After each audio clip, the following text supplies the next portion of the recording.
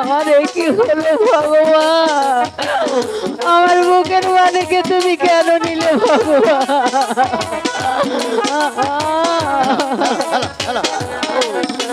ও high গো বিপদে পড়িয়া নারে ডাকি মাগো দেখা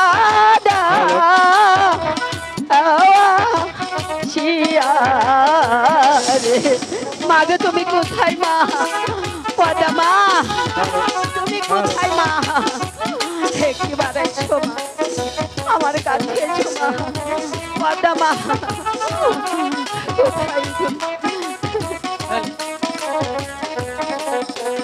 ভাইও আগে তুমি ডাকো না গো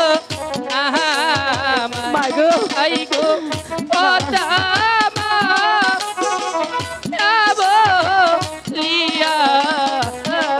মা মাগো তুমি এসেছো মা, মাগো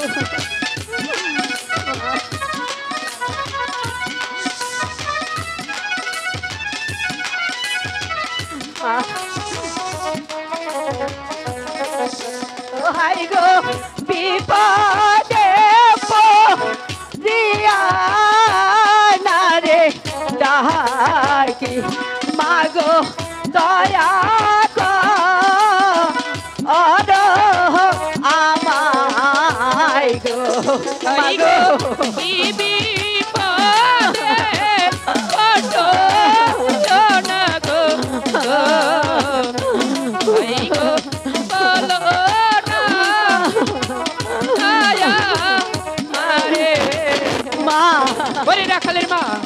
মাগো আমাকে কেন স্মরণ করেছো?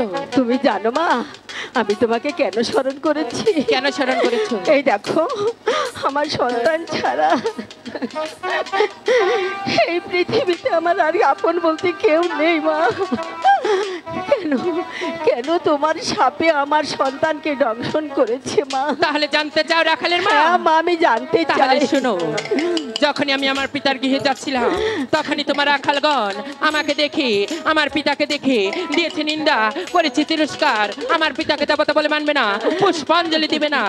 তাই তো আমি আমার কালো লাগ দিয়ে তাকে দংশন করেছি। মাগো আমি তোমার দুটি পায়ে ধরে বলছি মা, ওরাও বুঝ মা, তাই হয়তো দুটি কুটি কথা বলেছে মা, ওদেরকে ক্ষমা করে দাও মা। ছেড়ে দাও রাখালের মা।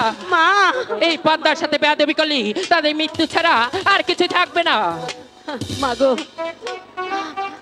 আমার সন্তানকে ভালো করে দাও মা, তুমি যা বলবে আমি তাই শুনবো মা। তুমি বলো। শুনবে? আমি শুনবো মা। তাহলে শোনো। বলো। আমার একটি শর্ত। কি শর্ত মা? তুমি তোমার রাখালকে ভালো পেতে চাইলে আমাকে একখানা পুষ্পাঞ্জলি দিতে হবে।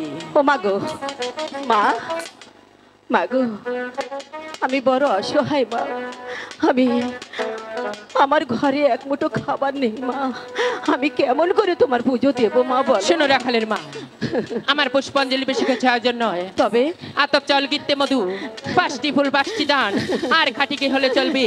এও যদি তোমার প্রাসাদে না থাকে প্রয়োজনে তুমি নগরে নগরে ভিক্ষা করি আমার পুষ্পাঞ্জলির আয়োজন না মা না, আমি দিতে পারবো না মা।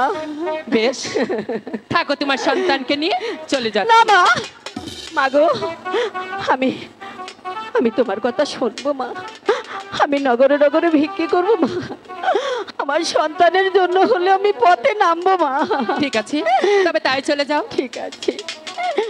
ওগো নগরবাসী, আপনাদেরও তো সন্তান আছে, আমার সন্তানের জন্য আপনাদের কাছে কিছু ভিক্ষে চাই, দয়া করে সবাই আমায় ভিক্ষা দিবেন।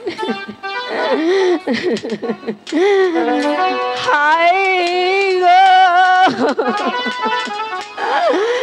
ভিক্ষা দেন গো নগর নারে বাসি বাসি ভিক্ষা